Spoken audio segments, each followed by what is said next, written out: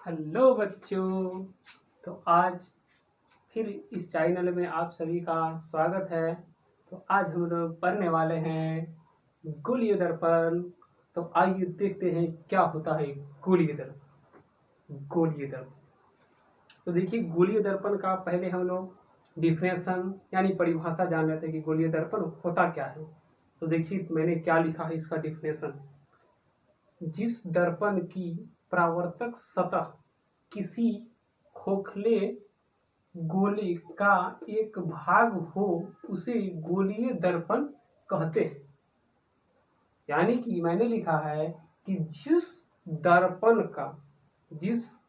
की परावर्तक सतह किसी खोखले गोले की एक भाग से बना हो उसे क्या कहते हैं? गोलीय दर्पण। दूसरा पॉइंट मैंने लिखा है, यह प्रायः कांच के एक टुकड़े को रजतीत यानी रंगना। रजतीत का मतलब होता है रंगना, यानी रंग के। रजतीत का मतलब होता है क्या? रंग के बनाया जाता है, उसे क्या कहते हैं? गोलीय दर्पण। गोलीय दर्पण। देखिए आपका ये दो फिगर बनाया हुआ है, दोनों के दोनों गोलीय दर्पण का ही है। इसको आप ए मान सकते हो या फिर इसको एम मान लेते हैं, इसको एम डैश मान लेते हैं। एम डैश हो गया। तो ये आपका है। तो मैंने क्या लिखा है देखिएगा, जरा ध्यान से गौर से देखिएगा कि मैंने क्या लिखा है। जिस दर्पण की परावर्तक सतह किसी खोखले गोले आपका मेरा रेड वाला मार्कर जरा ले लीजिए। तो देखिए बच्चों क्या लिखा है मैंने दोस्तों, किसी खोखले गोले का एक भाग हो। किसी खोखले गोले का एक भाग हो।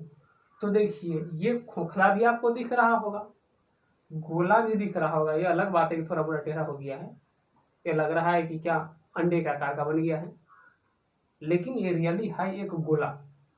ये खोखले गोले का एक भाग हो तो देख लीजिए आप, एक भाग भी है, ये खोखले गोले का एक भाग भी है से बना हुआ दर्पण को हम लोग गोलीय दर्पण कहते हैं। अब ये होता कितने प्रकार की है? तो बच्चों गोलीय दर्पण दो प्रकार के होता है, जरा देखते हैं कौन कौन होता है।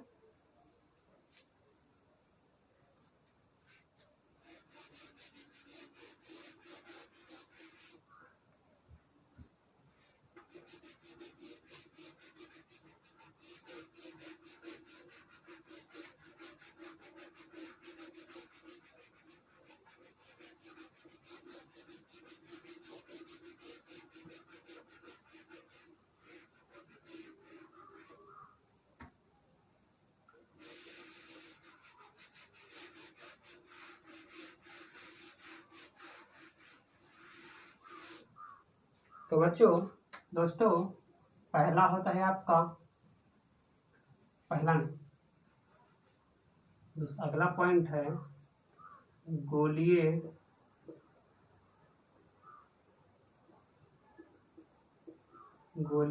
दर्पण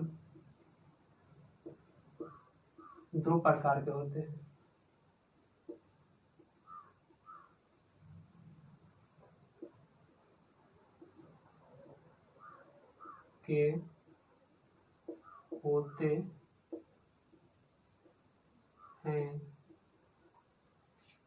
पहला अवतल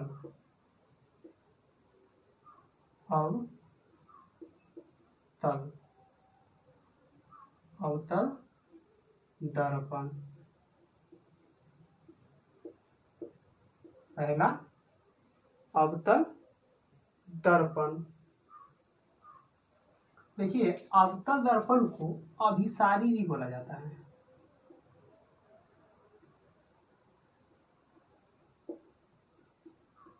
अभिसारी दर्पण।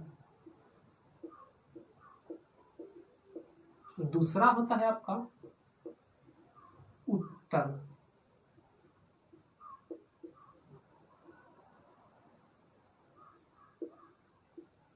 उत्तल दर्पण, इसको अपसारी बोला जाता है।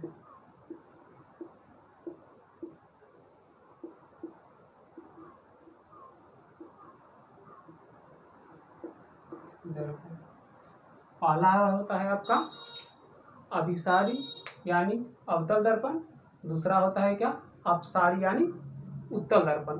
तो हम लोग देखते हैं एक एक करके दोनों को।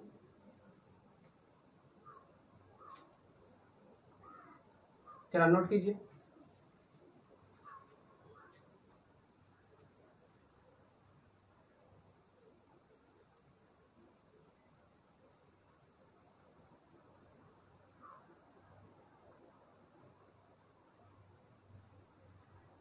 तो इसको मिटा के लिखा जाता है, देखते हैं।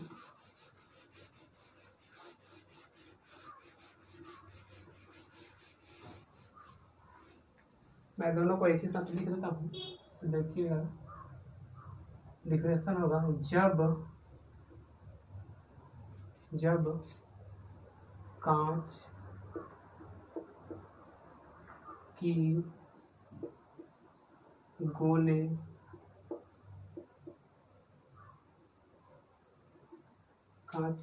गोले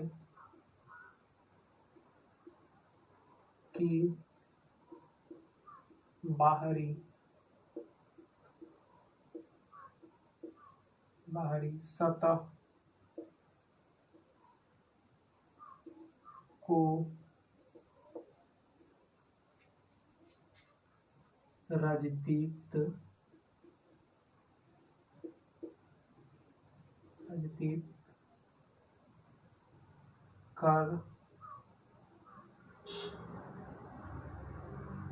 करने से बना दर्पण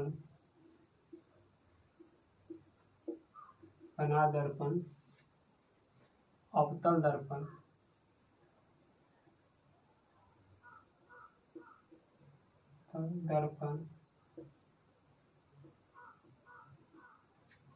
कहलाता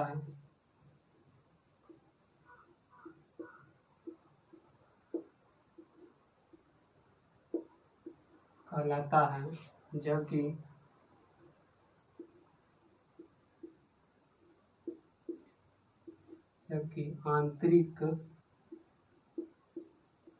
आंतरिक रजदीप्त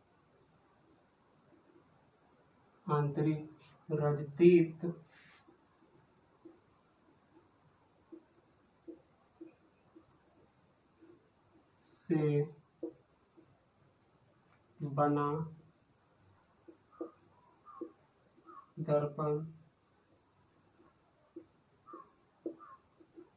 उत्तल दर्पण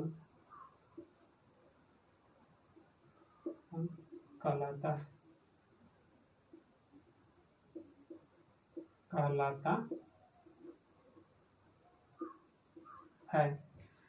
आंतरिक, देखिए आंतरिक, हाँ, जब कांच की गोले की बाहरी सतह को रजदीप्त करने से बना दर्पण अवतल दर्पण कहलाता है, जबकि आंतरिक रजदीप्त से बना दर्पण को उत्तल दर्पण कहते हैं।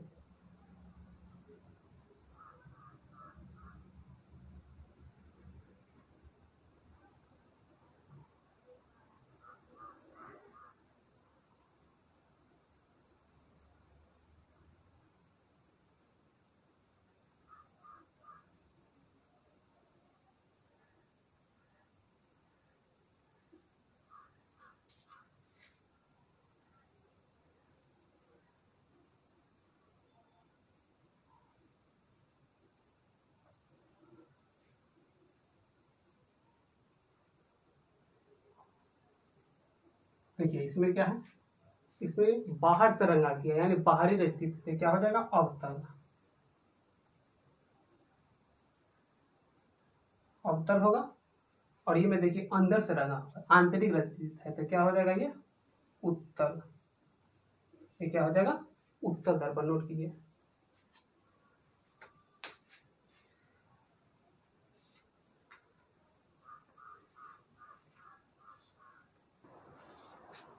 तो बच्चों आप नोट में एक पॉइंट लिख लीजिएगा नोट में कॉपी के छत पे, मैंने कॉपी के छत क्या होता है पिछले लेक्चर में आपको बताया था। जो देखते हैं, जो कॉपी रहता है उसके ऊपर देखिएगा 2 लाइनें खींचा रहता है, 2 लाइनें रहती है, उसके ऊपर ये खाली स्पेस रहता है।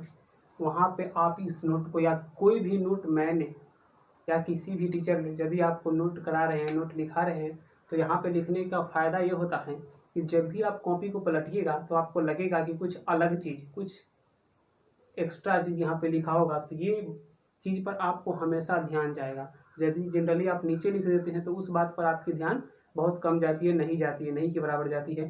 तो नोट को हमेशा ऊपर लिखा कीजिएगा, जिससे आपको जब भी कॉपी पलटिएगा तो एक फ़ायदा रहेगा कि आपको वो हमेशा पढ़ने के लिए मिल जाएगा।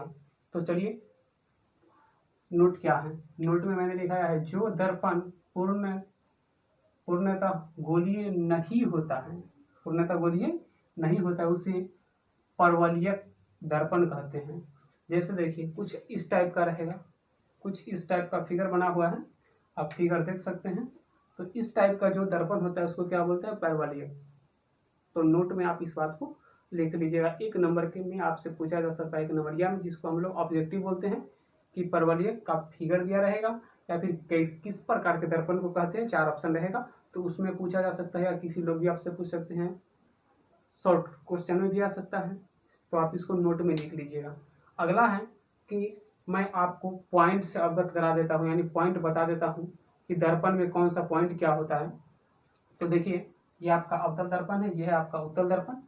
ये जो होता है सी जो लिखा रहता है, ये होता है क्या,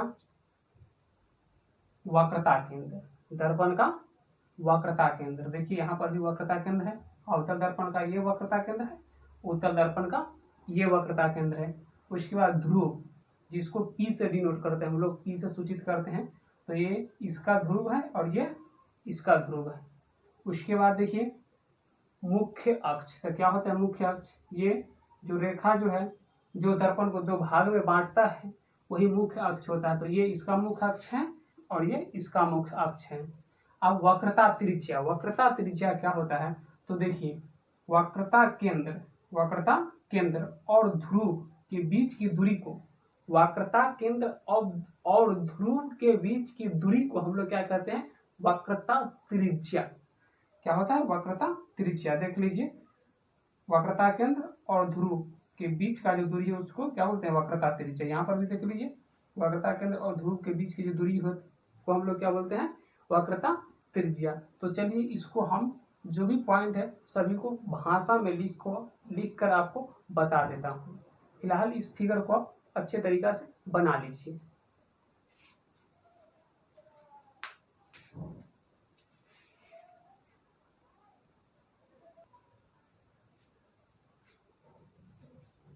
तो बच्चों, यही है वो सब पॉइंट जो मैंने आपको फिगर में बताया था, उसको मैंने परिभाषा यानी भाषा में लिख दिया है।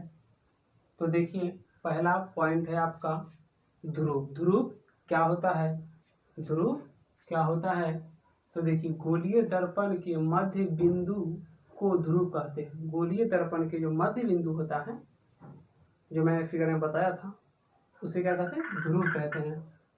जब कोई भाषा में पूछे तो आप बता दीजिएगा कि गोलीय दर्पण के मध्य बिंदु को ध्रुव कहते हैं, या फिर 1 नंबर ऑब्जेक्टिव में ये क्वेश्चन आपसे पूछा जा सकता है। ये सारा के सारा ऑब्जेक्टिव में आपसे पूछा जा सकता है एग्जाम में, या कोई लोग भी पूछ सकते हैं आपसे। अगला पॉइंट आपका है वक्रता केंद्र। वक्रता केंद्र क्या होता है, तो देखिएगा गोलीय दर्पण जिस गोले का भाग होता है उसे, उस गोले को दर्पण का वक्रता केंद्र कहते हैं। अगला पॉइंट है वक्रता त्रिज्या। वक्रता त्रिज्या क्या होता है, तो दर्पण जिस गोले का भाग होता है उसकी त्रिज्या को वक्रता त्रिज्या कहते हैं। यानी कि जिस गोला जो है खोखला गोला, उसका जो त्रिज्या होगा वही वक्रता त्रिज्या कहलाएगा। अगला है प्रधान अक्ष, या इसे मुख्य अक्ष भी, किसी बुक में लिखा है प्रधान अक्ष तो किसी में मुख्य अक्ष, तो दोनों ही आप जान लीजिए क्या होता है। तो दर्पण के ध्रुव से वक्रता केंद्र को मिलाने वाली रेखा प्रधान अक्ष या मुख्य अक्ष कहलाता है। अगला है परावर्तक द्वार। परावर्तक द्वार क्या होता है, तो देखिए दर्पण की चौड़ाई परावर्तक द्वार कहलाता है, यानी कि दर्पण जितना चौड़ा रहेगा, चौड़ाई दर्पण का जितना ज़्यादा रहेगा उतना ही वो किरण को वापस यानी ज़्यादा बैठाएगा, परावर्तित ज़्यादा करेगा, तो उसको हम लोग क्या बोलते हैं, परावर्तक सतह। तो इस वीडियो में बस यहीं पर हम समाप्त करते हैं, मिलते हैं आपसे अगले वीडियो में। यदि आपको कहीं पे डाउट रह जाए तो आप कमेंट के जरिए पूछ सकते हैं। तो इसी प्रकार हमेशा बने रहिए इस चैनल से और फिजिक्स का एंजॉय लेते रहिए। ठीक है, थैंक यू।